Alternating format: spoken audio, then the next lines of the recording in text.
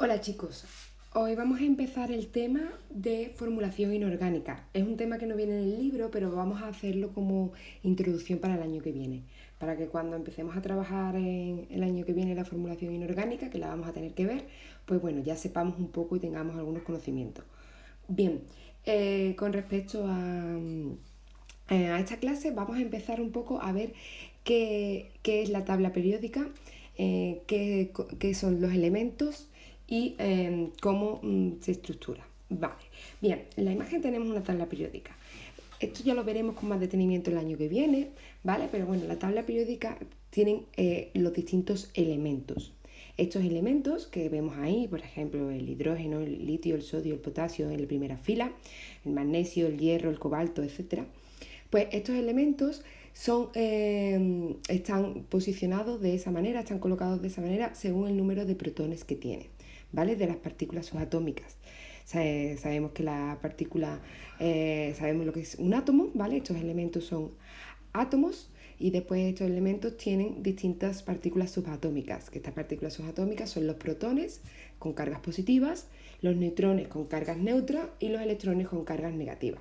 De momento esto no vamos a entrar en mucho detalle, ¿vale? Simplemente saber que, bueno, que se ordena según el número de protones y esta es la forma y estructura que tiene. Lo que sí es importante para ahora es que vemos que cada elemento, bueno, si podemos observar que tenemos ahí el oxígeno, el sodio, el hidrógeno, etcétera, ¿no? Si nos fijamos en el oxígeno, vemos que cada elemento tiene un nombre y un símbolo. Bueno, vamos a fijarnos más en el oxígeno, fijaros, ¿no? Que está ahí en naranjita, bien. Dentro del oxígeno dentro de ese cuadradito viene varias cosas. Nos indica el nombre, ¿vale? Oxígeno, el símbolo químico, la O, el número atómico, el 8 y la masa atómica, 15,9. Ya veremos qué significa el número atómico. Bueno, el número atómico es el número de protones, ¿vale? Cada elemento tiene un número de protones diferente.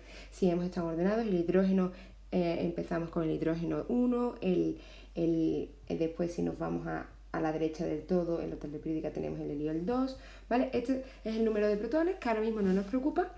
La masa atómica tampoco nos preocupa, ya calcularemos masas atómicas y masas moleculares el año que viene. Pero sí nos interesa mucho el símbolo y el nombre. Vemos que cada elemento tiene un nombre que en español nosotros lo vamos a utilizar en español y después un símbolo. El símbolo es común para todos los idiomas, ¿vale?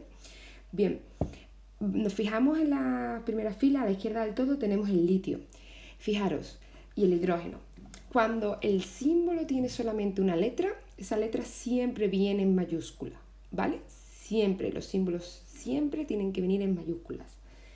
Cuando el símbolo tiene dos letras, como puede ser el caso del litio, la primera va en mayúsculas y la segunda en minúsculas. Esto es muy importante porque a la hora de formular tú tienes que diferenciar un símbolo de otro. Entonces, por ejemplo, si nosotros ponemos LI, la L mayúscula y la I minúscula, podemos pensar que son dos elementos en vez de uno, ¿vale? Entonces, siempre tenemos que poner la primera mayúscula y la segunda minúscula.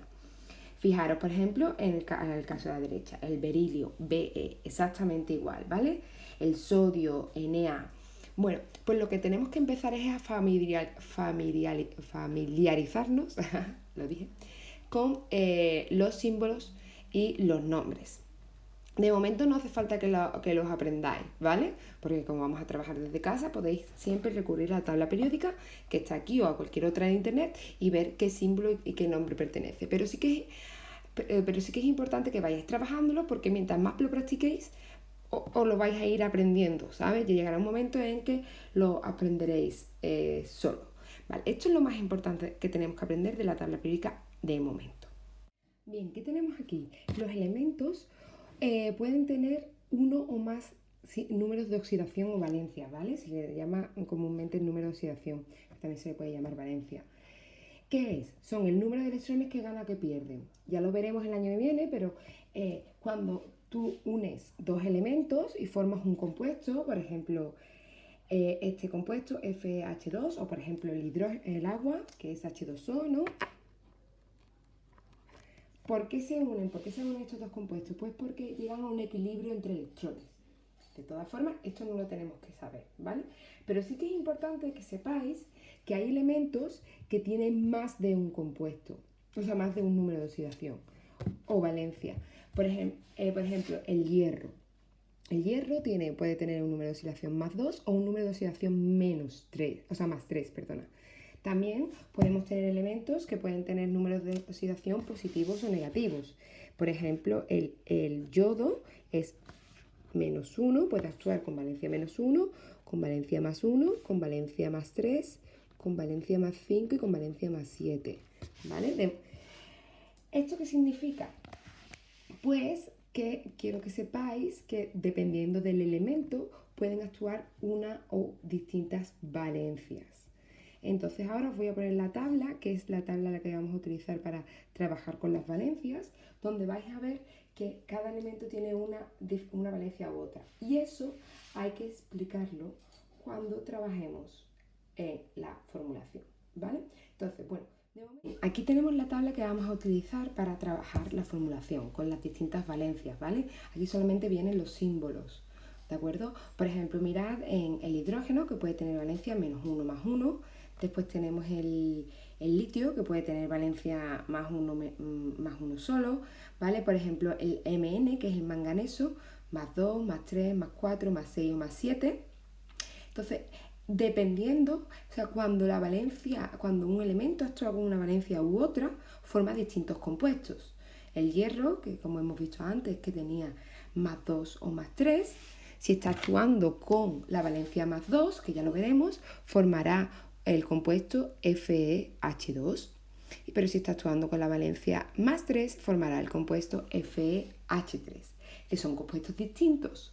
¿Qué significa que son compuestos distintos? Pues que esos compuestos tienen distinta composición y tienen distintos, funcionan de distinta manera o producen distintos productos, ¿vale? Producen distintas respuestas, ¿de acuerdo? Entonces, no es lo mismo cuando el hierro actúa con valencia más 2 que con valencia más 3, ¿vale? O cuando el boro, que lo tenemos arriba, la B, actúa con valencia menos 3 o actúa con valencia más 3. Entonces, lo que quiero que tengamos claro para el día de hoy, no tenemos que hacer nada, simplemente pues ir viendo un poquito cuáles son los símbolos y los compuestos, ¿vale? Y ir también viendo un poco cuáles son las valencias. Ya mañana empezaremos a explicar los hidruros, que los hidruros son compuestos de elementos con hidrógeno, ¿vale? Bueno, pues ya mañana nos ponemos al lío. Hasta mañana.